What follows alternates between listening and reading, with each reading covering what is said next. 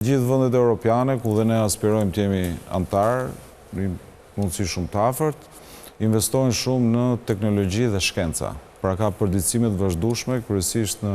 matematik, fizik, kimi, biologji, integrimin e inteligjencës artificiale në mësimdhënie, një domosdoshmëri edhe për të vrapuar me ritmin e kohës dhe për të mos qenë mbrapa. Nga ana tjetër,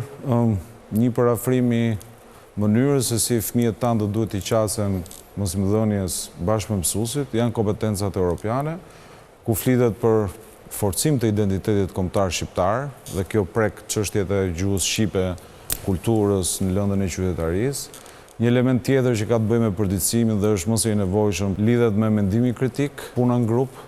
pra jo thjesht një mësim i qëndërzuar individual me pyetje-përgjigje, po me projekte, me punë grup, me diskutime.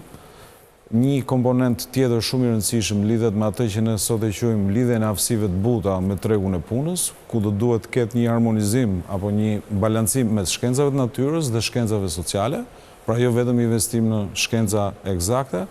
po më shumë perceptim të ri mbi shkenca sociale, më shumë perceptim të ri mbi mënyrën se si njerëzit i qasen sportit, aktiviteteve ekstrakurrikulare, për ta bërë shkollën më të dashur edhe për fëmijët, edhe për prindrit, po edhe për mësuesit.